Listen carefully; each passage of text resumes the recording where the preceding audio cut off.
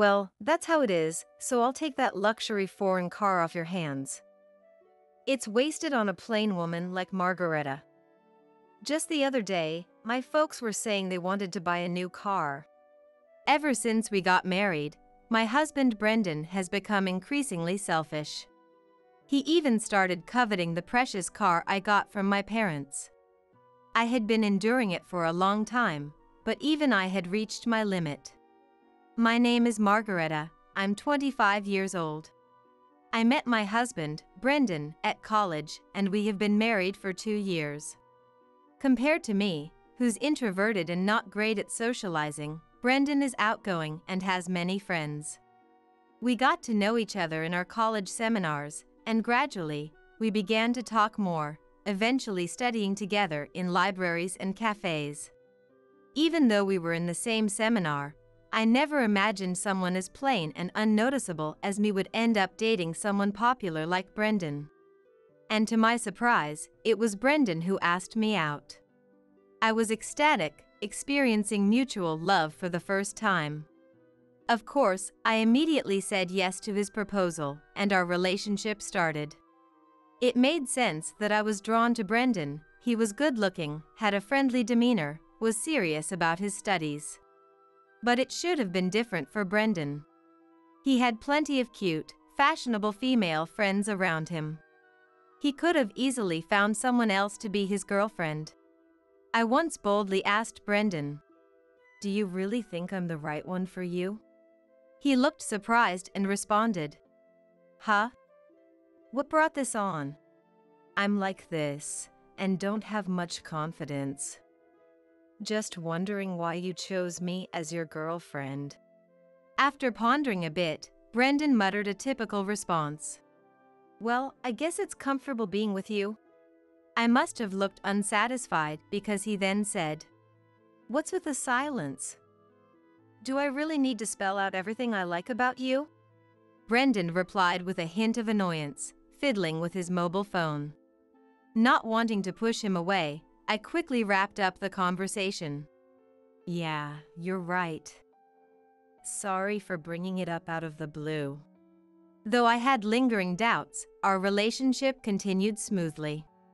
Time flew by, we graduated from college, got married, and moved into a condominium. I found a job at a general company, while Brendan pursued graduate studies and academic research. When I mentioned getting married, Mom seemed very happy. "That's great, dear. Dad and I were a bit worried.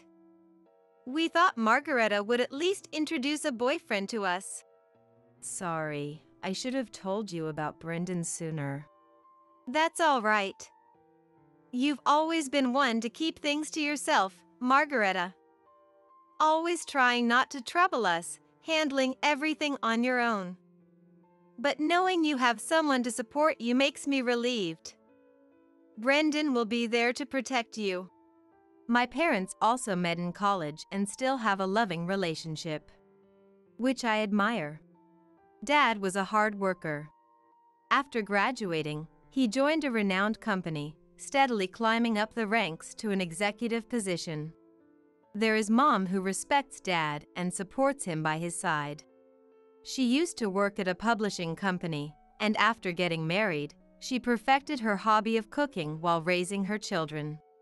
Now, she's a popular cooking expert, having published several recipe books and teaching cooking classes. They respected each other's lives and never restricted one another. Growing up under their roof, I too developed a spirit of independence. Though my only forte was studying, I didn't pursue graduate school. I wanted to be self-sufficient as soon as possible and establish my own life. I was raised comfortably in a well-off family. But I couldn't remain the pampered daughter forever. I wanted to build my own family, just like Dad and Mom. I hoped to have children one day and make my parents happy. It was more a goal than a dream. It might seem ordinary, but it's not that simple. Especially for someone as awkward as me. After we started living together, Brendan gradually became more selfish. He was a graduate student and worked part-time, but he hardly contributed to our living expenses. Hey, Brendan. It would really help if you could put a little more of your part-time earnings towards our expenses. I said this casually, not wanting to upset him, but he coldly replied, "What? I do contribute some, you know. Besides, didn't you say when we decided to move in together that you'd handle the living expenses, Margareta?" Brendan had always said he wanted to be a professor, which is why he went to grad school. Brendan has been saying that for a while. Wanting to support his dream, when we decided to get married, I said, I got a decent salary from the job I landed after graduation. Don't worry about it. Just focus on your research, Brendan. I mumbled, hesitantly. Yeah. I did say that, but couldn't say anything more definite, and Brendan let out a big sigh. Sigh. I guess you wouldn't understand, Margareta. Being a grad student involves a lot of expenses for socializing and stuff. Oh, I forgot to mention, I need to go on a research trip soon. And, I'm a bit short on the travel funds. Could you lend me like $500? I'll pay you back later. This kind of financial pressure from Brendan became more frequent after that. And the problems deepened. The number of nights Brendan spent out increased noticeably. I sat in front of cold meals, waiting for a call on my mobile phone. On the rare occasions he came home in a good mood, I remained too lenient. Sometimes he would say, "Hey Margareta, remember you wanted to visit that place? I have tomorrow off. Let's go together." Bringing up trips out of the blue, or, "Wow, today's dinner is my favorite." That's so like you, Margareta, always knowing what I like. I was constantly swayed by his words and actions. Every time Brendan was kind to me, I caught a glimpse of the ideal married life, and my heart wavered. I knew this unnatural way of living couldn't last. Tormented by loneliness and anxiety, and unable to confide in anyone, I kept everything to myself. I didn't want to sadden my parents, who had been so happy when we decided to get married. But they must have started to realize something was wrong. When I visited my parents' house after a long time, Dad casually said, "Why don't you stay tonight? You must be tired from the unfamiliar life. How about dinner with the family for a change?" That night, Mom prepared an array of lavish dishes, showcasing her culinary skills. During dinner, Dad mentioned, "By the way, my sister visited the other day. She wanted to see you, Margareta. She said you should get together for tea sometime." It's always sudden with her. That's just how she is. I keep telling her to let us know in advance. Dad shrugged as if it couldn't be helped. The sister he referred to was my Aunt Eileen. A lively, ambitious, and independent woman. I'll get in touch with her soon. Yes, do that. Eileen loves you a lot, Margareta. She's always complaining about how Brendan stole you from her. And yet, she's adamant about not getting married herself. Well, that's just Eileen for you. Before I met Brendan, Eileen was more like an older friend than an aunt. I could talk to her about things I couldn't tell my parents. She understood me better than anyone and always supported me. I was too shy to tell her about Brendan at first. I wanted to see Eileen again and show her I was doing well. A few days after staying at my parents', I met Eileen at a cafe we'd arranged to meet at. Eileen, a fashion designer, was dressed exceptionally stylishly as usual. Eileen scrutinized my outfit from head to toe and said gently, "You know, Margareta, for a woman, marriage is just the beginning of a lifelong challenge. You should always feel attractive. No matter how little confidence you have, clothes can transform you. So, never neglect yourself." And she elegantly sipped her tea. Indeed, I had completely forgotten about fashion lately. I'm so sorry for not getting in touch for so long. I apologized in a low voice, and Eileen said, "That's just like you, Margareta. Being honest and serious is great, but being too timid comes from a lack of experience. But I was so happy when I heard you had found someone special. I thought, finally, Margareta has taken her first step." It had been a long time since I had met someone outside on a day off. Luckily, the weather was perfect. Sitting at the terrace, the warm sunlight poured down on us. In this peaceful atmosphere, I felt I could open up about my worries to Eileen without feeling too down. Yeah, at first, I thought even someone as timid as me could make it work with Brendan, that I could really do it, but Eileen listened to my whole story without interrupting, just nodding kindly. When I finished, she asked, "I guess you haven't told your parents about this, have you, Margareta?" "Yes. I even hesitated about telling you today. I didn't want to admit my weaknesses to anyone. I thought I should be able to overcome this on my own, to be truly independent. I know if Dad and Mom heard about this, they would want to take me back home right away. So, I want to try to handle this by myself as much as I can." Eileen respected my decision and didn't press any further. But she said at the end, "If you ever really need help, let me know first. If my dear Margareta asks for help, I'll come to you, no matter where I am." A month later, Mom called and said, "When you have time, could you come over? It's not urgent." I had the next day off, so I visited my parents. Seeing a car parked in the driveway, I exclaimed, unable to hide my excitement. "What? Dad, this car. Did you get it recently?" Dad, with a satisfied look, teasingly said, "Want to take it for a spin?" "Really?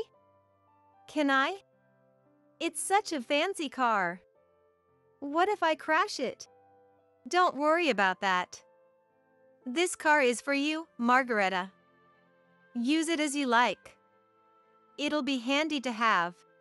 Mom whispered to me, "We saw this car in a TV commercial and you said it was cool." Dad remembered that. "So, this is our gift to you. You've been having a tough time lately, so we wanted to cheer you up. If things get hard, just drive this and come home anytime." She smiled kindly.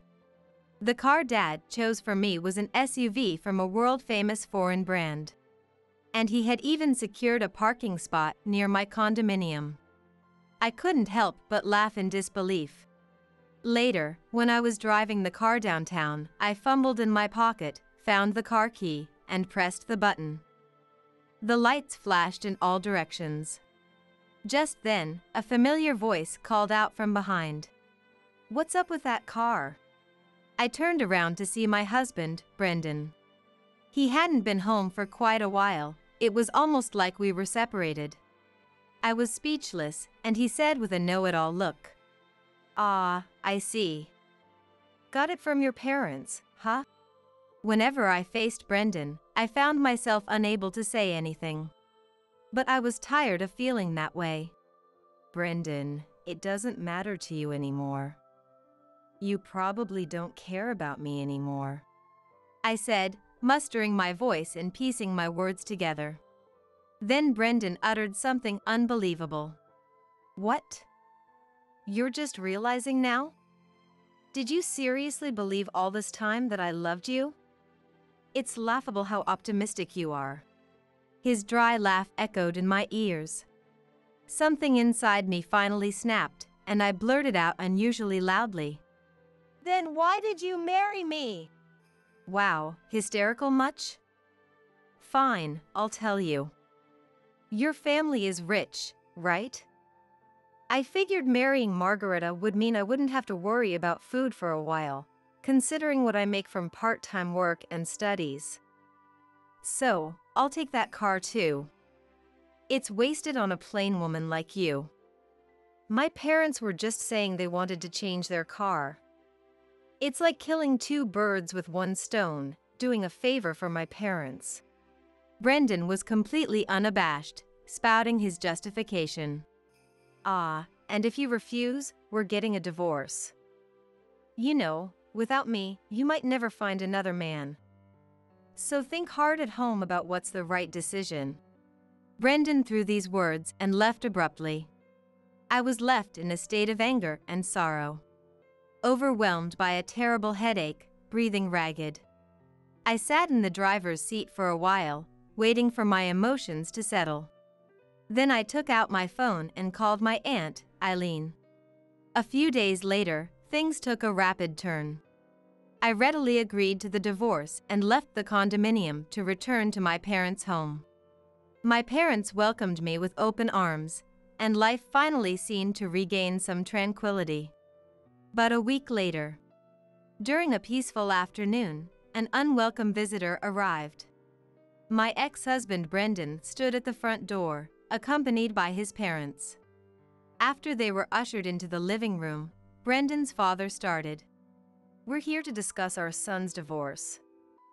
It's quite urgent." His tone was intimidating. When writing the divorce papers, Brendan was told by Margareta, "If you don't agree to the divorce, I'll ruin your future." With my parents' connections in the university, it would be easy to crush a junior grad student's career if their only daughter cries to them. He truly loved Margareta. Such treatment is too much. This is clear intimidation. We could easily contest the divorce. He was deceived by a terrible woman. Behind her plain appearance, she's a mean-spirited, greedy woman. Poor Brendan. I heard she paid him to stay away. She must have had men over. We need to go to family court and claim Brendan was threatened by his wife. But if there's an appropriate apology, things might change. For instance, if Margareta gives up that car she's driving, that might smooth things over. Haha. Brendan remained silent beside his protesting parents. Suddenly, the doorbell rang, and after a brief pause, Mom sighed and went to the door. Eileen appeared behind Mom as she returned to the living room. "Sorry I'm late. How far have you gotten in the discussion?" Brendan's family had met Eileen once at my wedding. "What are you doing here? It's rude to barge in like that. We're busy now. Outsiders should leave." Now, don't be like that. You're here about Brendan's divorce, right? How does an outsider like you know about that? I was informed by my brother earlier. I couldn't stay away from such a crucial moment for my dear niece. Eileen gave me a small, reassuring glance. "You're probably here to cancel the divorce or beg for money. Can you still say that after seeing this?" Eileen pulled out a stack of documents from her bag, spread them out on the table, and showed them. "I hired a detective to investigate. It seems Brendan, despite being married, has been cheating with several women. He rarely came home because of that.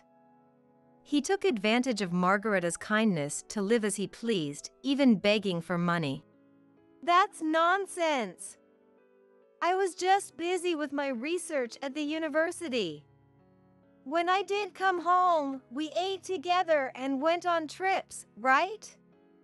We were like any other married couple. Right, Margareta? Say something." "Brendan, you don't need to say anything. We'll handle this." "It's not your fault, we understand," said his father. "That's right. These documents from who knows where are surely lies. Our Brendan would never cheat. He's such a kind and excellent son," his mother protested. "You may be kind to your parents, but that's only within your family. The apple doesn't fall far from the tree. Now, Brendan's mother, please look at these photos," Eileen said, pulling out a picture from the documents. Recently, I stayed at a hotel for a business meeting and saw Nicholas there. He was with a beautiful woman, looking quite intimate. So, I asked the detective to investigate Nicholas too. The results were as I expected. You understand, don't you? Brendan's mother's face turned pale. She grabbed the documents and scanned them intensely. What is this, Nicholas? Since when have you been doing this? It's a lie. All lies. Veronica, stop looking. Gee, give me that. Nicholas, looking panicked, tried to snatch the documents. But it was too late. Veronica, distraught, confronted Nicholas. You've been doing this behind my back. The car you wanted so badly, it was for her in these photos, wasn't it? No matter how Nicholas tried to calm her, Veronica wouldn't listen. The discussion about Brendan's divorce was forgotten. Veronica left the house crying, and Nicholas hurried after her. Brendan, left behind, said, Hey! Wait! What about me? And followed them out in confusion. We all remained in stunned silence for a while. But Eileen was the only one with a satisfied look, winking at me. Later, Eileen told me that Brendan's parents did indeed get divorced.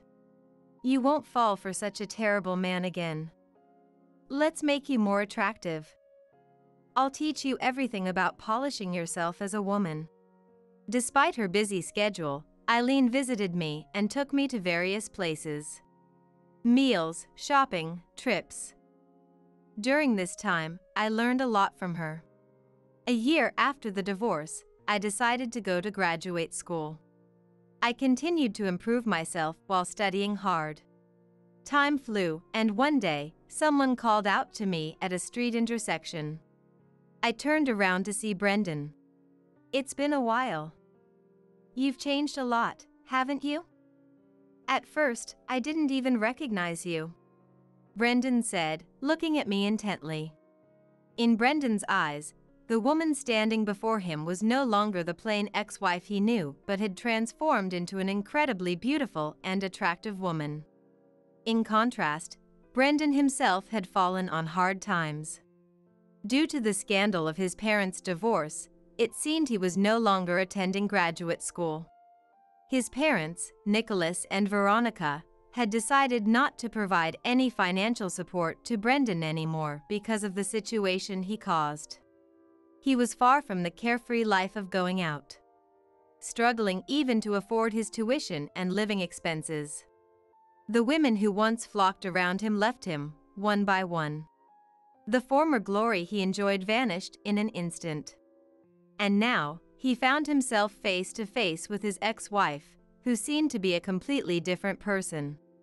Brendan, perhaps feeling desperate, started to say, Hey, would you like to catch up?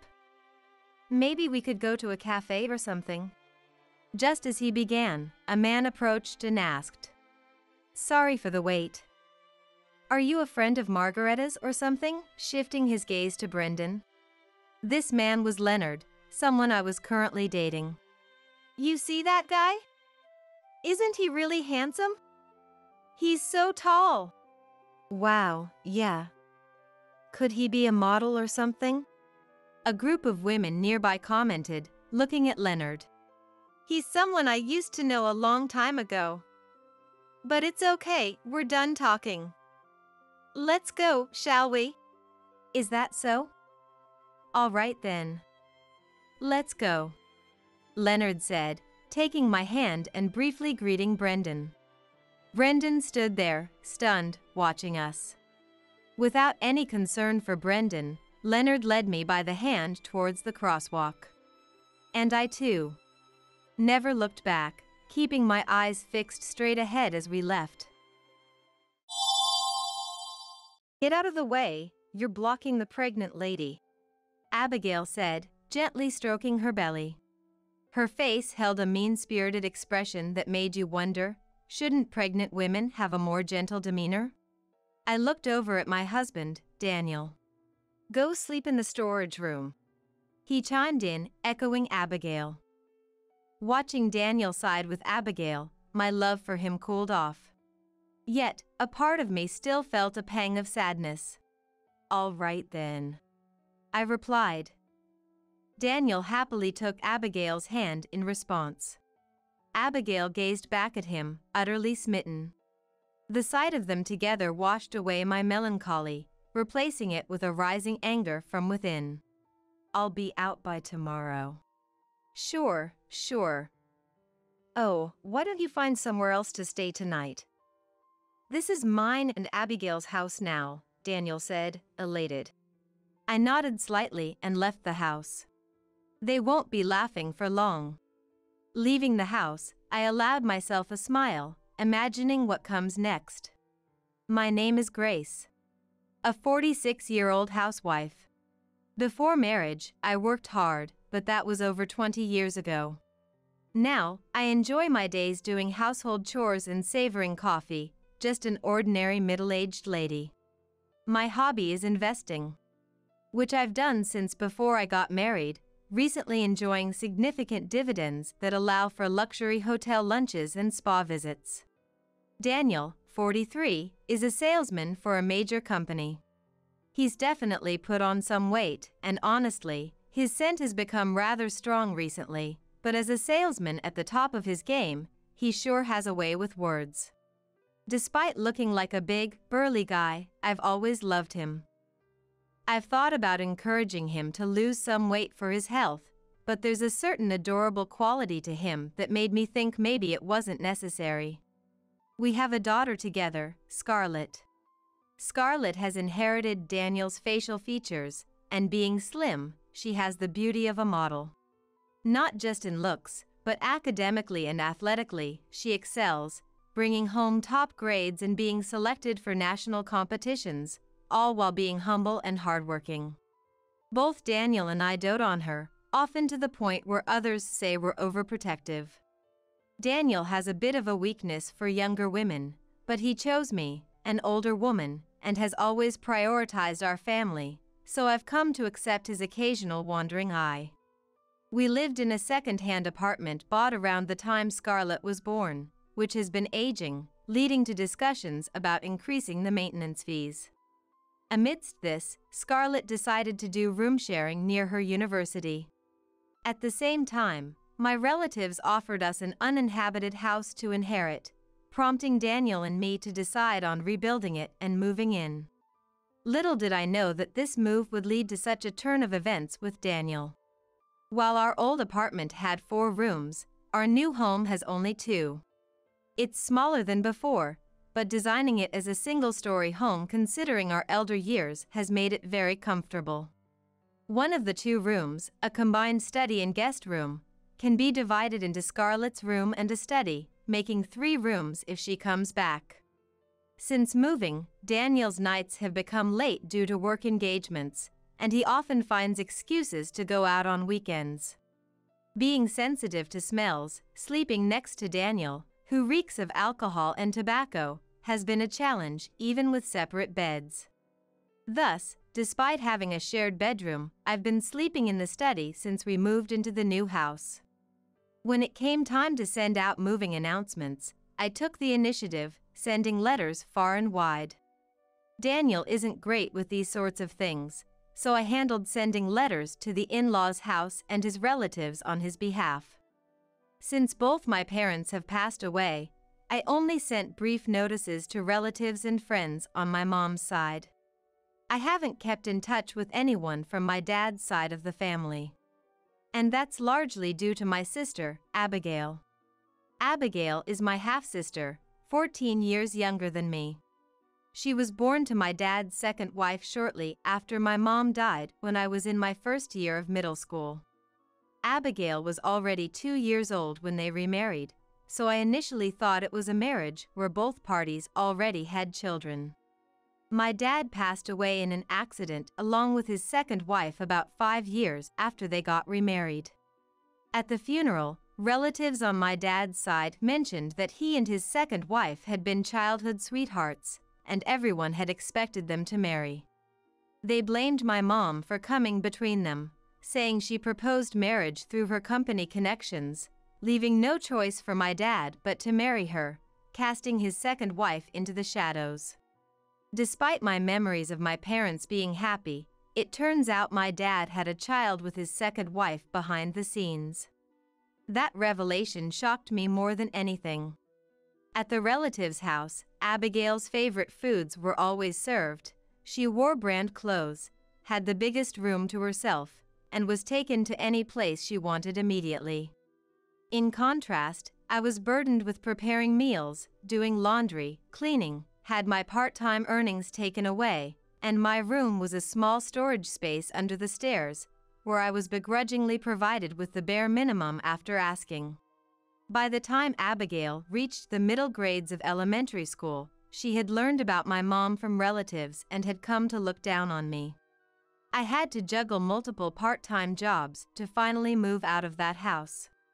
With such experiences, it's no wonder I harbored no fond feelings for Abigail, and I hadn't told her about my marriage or having a child. A few weeks after moving in, I was enjoying a coffee when the doorbell rang.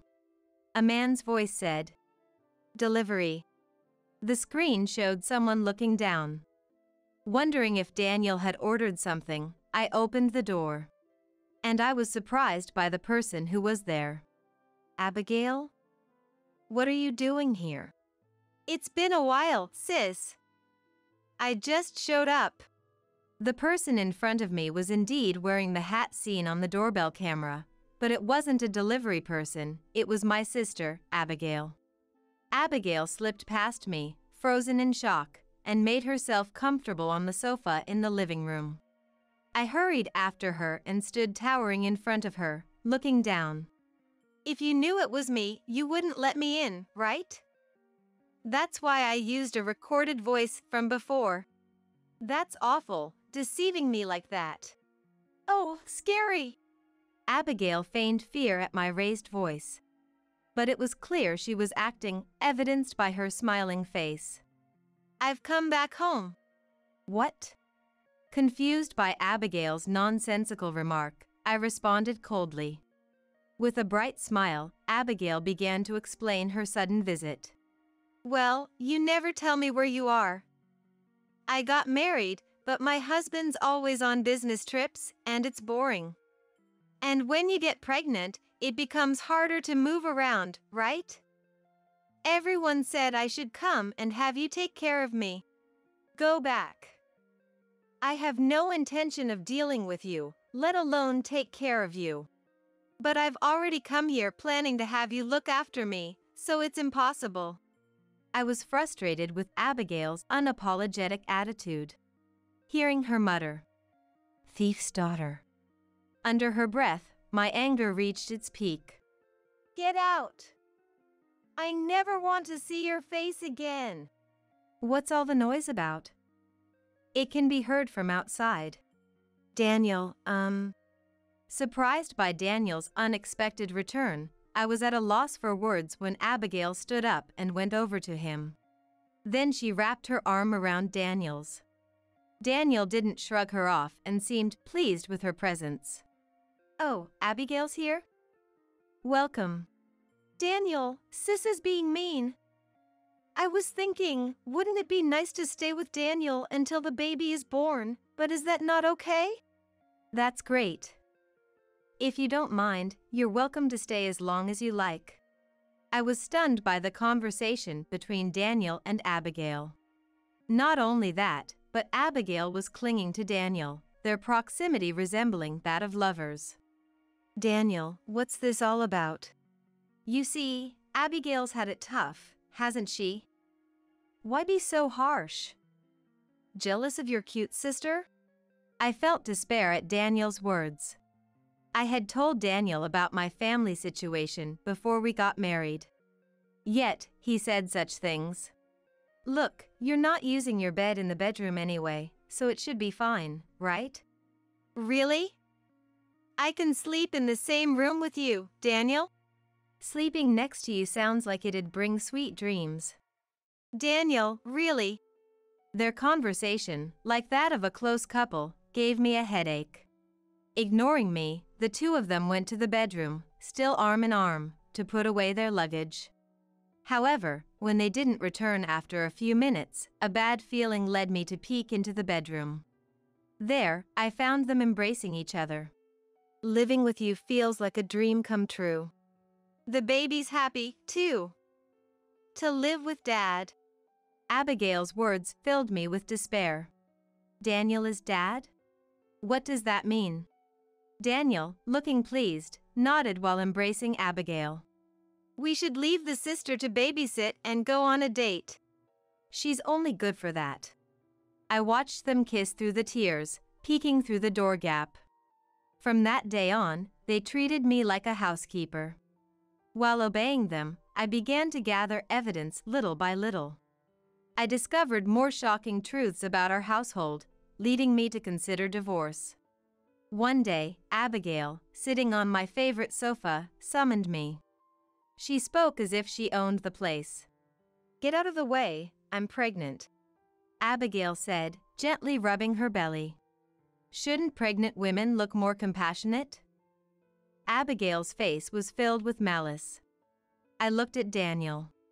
You should sleep in the warehouse, he said, agreeing with Abigail. Seeing Daniel side with her, my love faded. Still, I felt a bit sentimental. All right then. Daniel happily took Abigail's hand in response. Abigail looked at Daniel adoringly. At that moment, my sentimental feelings vanished, replaced by anger from the bottom of my heart. I'll be out by tomorrow. Yeah. Oh, why don't you find somewhere else to stay tonight? This place is now mine and Abigail's. I nodded slightly and left the house, thinking they won't be laughing for long. After leaving, I smiled, imagining what comes next. I stayed in a hotel, planning my next steps. I arranged for movers to come the next day and planned to go to the office early before heading home.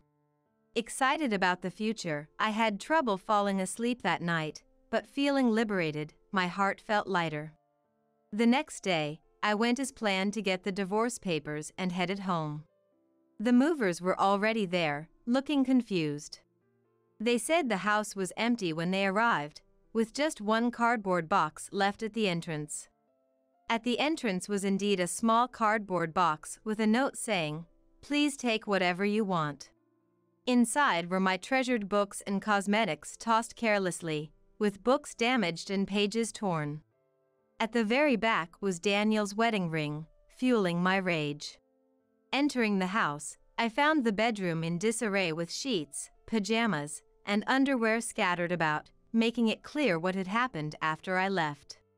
Please take all of these items, I said, closing the bedroom door and leading the movers to the study.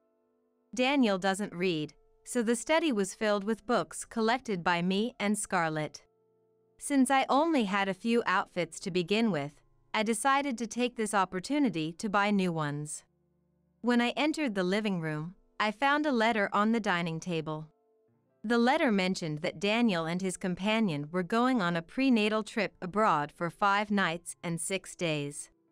It instructed me to keep the house clean during their absence and to prepare for the divorce immediately upon their return. I was dumbfounded by their selfishness.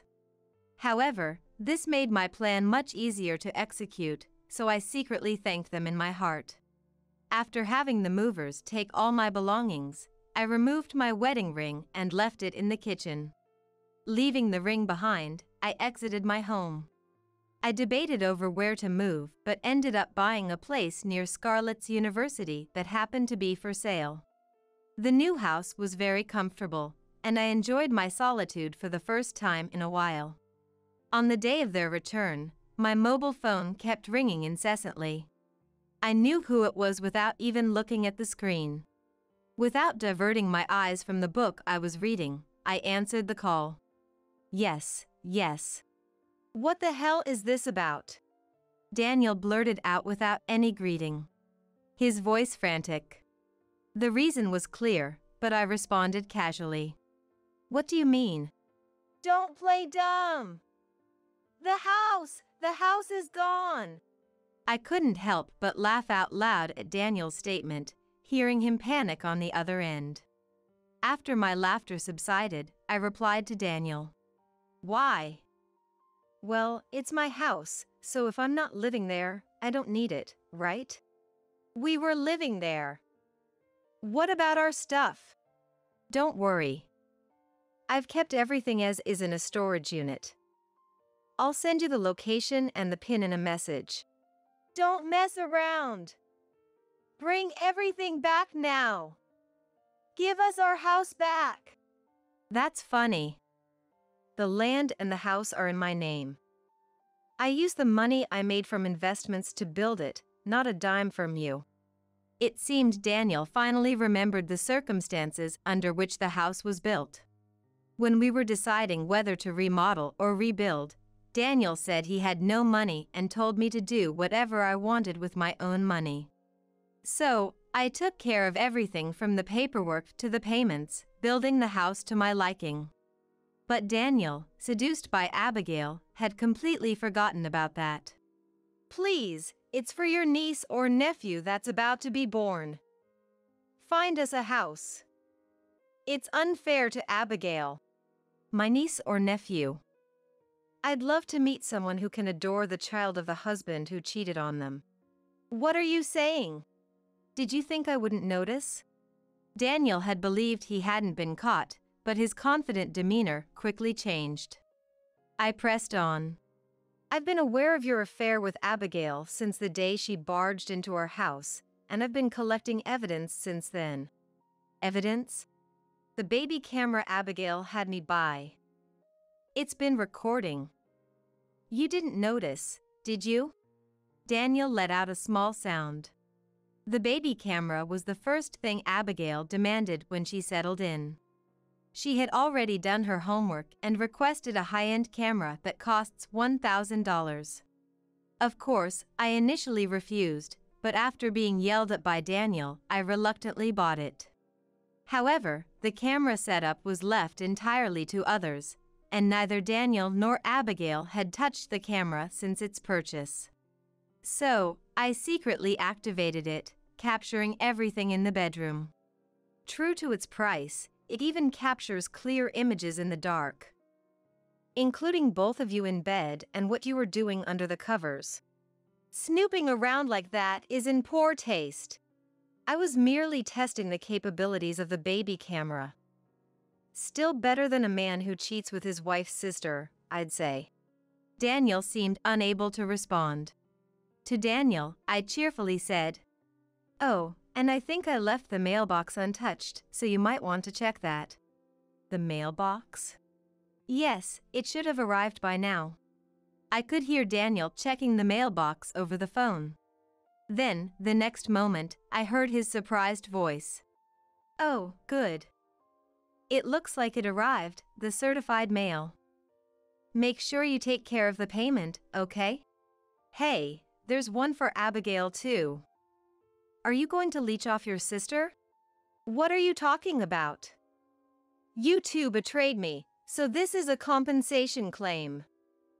Family or not, it doesn't matter. But no excuses. We'll go through lawyers from here on out. Bye."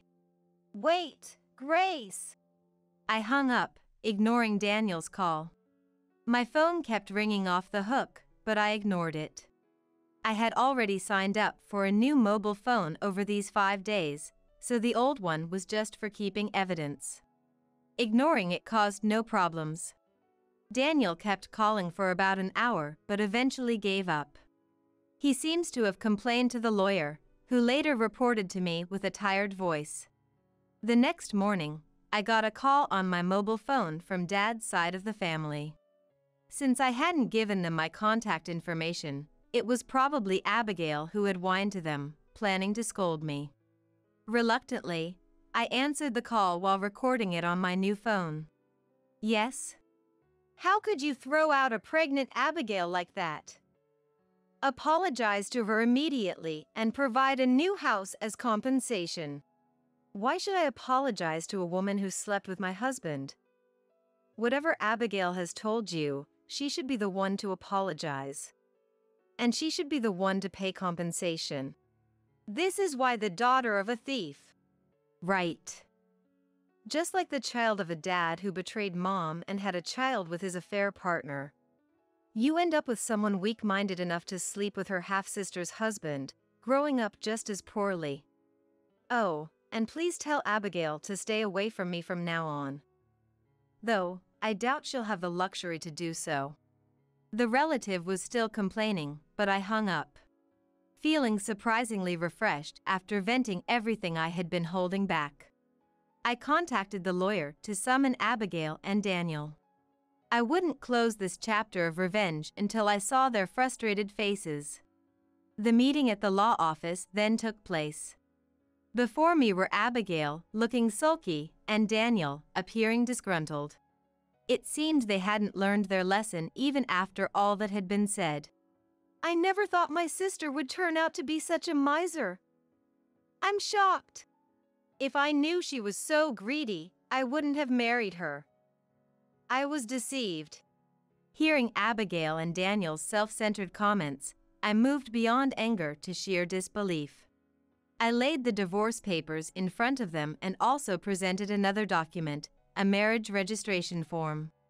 As for the compensation, I might consider reducing it if you sign this. If signing this is all it takes to reduce the amount, then give it here, Daniel said, snatching the pen from me to sign. Abigail also signed, laughing. I put the documents in a file and then smiled brightly. I'll make sure to submit this to the office. Did you forget, sis? I'm already married. It won't be accepted anyway. Well, don't worry. You're single now. Huh? Abigail looked at me with a dumbfounded expression. I rephrased it for her, making it easier to understand. Yesterday, the divorce mediation finalized our divorce. I didn't know about that. Well, you threw away the mail without checking it. There were several letters, orders to appear in court. I got a message from your husband saying the divorce was finalized and now he's filing to deny paternity of the child. That can't be. While Abigail stood there dumbfounded, Daniel seemed oddly pleased. No wonder, since he could marry Abigail until after her remarriage prohibition period ends. To Daniel, who seemed quite content, I smiled sweetly. It must be tough for you, having to support a child that isn't yours. What? The child in her belly is mine. Oh, you didn't know? Poor thing. The child Abigail is carrying is actually from her real boyfriend at the club. Club guy? When Daniel turned to Abigail with force, she awkwardly looked away, indicating my statement was true. Seeing this, Daniel's face turned pale, realizing the truth. Good luck with the compensation payment and raising someone else's child. I know it'll be tough. Grace, let's start over. I was wrong. After all, there's Scarlett. As Daniel changed his tune, the door to the lawyer's office burst open, and a woman walked in. Daniel turned pale the moment he saw her. Scarlett? Dad, you're the worst. Hurting Mom like that. I'm cutting ties with you. From now on, I'll live with Mom. You and that loose woman can just disappear. Scarlett had never spoken so harshly before, leaving Daniel frozen in shock. Meanwhile, Abigail, insulted, was red-faced and trembling. Who are you calling loose? Sleeping with someone other than your husband, then my husband, and also your real boyfriend from the club. Which part of that isn't loose? Are you insane? Scarlett's fierceness left Abigail speechless. I delivered the final blow to Abigail. Just so you know, he's frugal but never manages to save money because he spends it all on young women, so be careful. What? But what about the house, the car? Oh, those?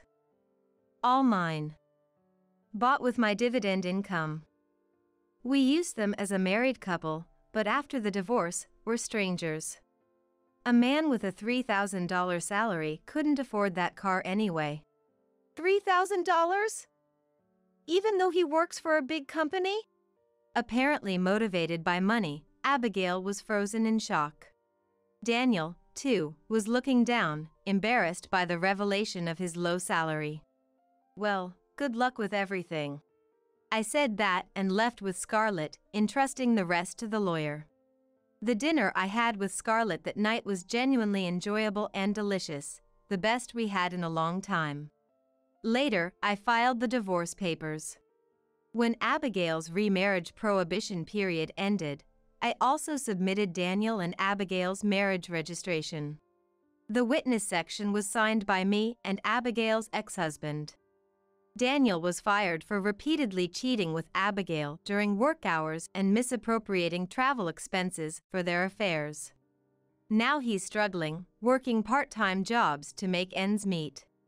Abigail seems to be taking care of the child but cries daily, having been dumped by her club boyfriend once the money ran out, unable to tolerate her unbearable personality. Abigail admitted she targeted Daniel because she couldn't stand that I got married and had a child before she did, wanting to ruin it. She thought she could get money from both her ex-husband and Daniel by claiming the child was Daniel's and leave the care to me while she visited her club boyfriend. After all this, even her relatives have abandoned her, forcing her to reluctantly take up part-time work, which didn't last long due to her attitude. Now, she, Daniel, and the baby live cramped together, barely scraping by. Scarlett is enjoying her university life. I was surprised to learn her roommate was her same-sex partner, but seeing Scarlett happy made me think it was all right. As for me, I continue to live off my dividend income. After the divorce, I've been in touch more with Abigail's ex-husband, who's been asking me out to dinner. It seems that Abigail and her ex-husband were married through their parents' introduction, pushed heavily by Abigail herself, I later learned. Yet, I wonder why she was dissatisfied with him, to the point of curiosity. I received a message from him earlier on my mobile phone, saying he has something important to discuss, making me feel somewhat restless today. Despite telling myself not to expect too much, my face blushed like that of a girl in love as I sat in front of the dresser, applying makeup.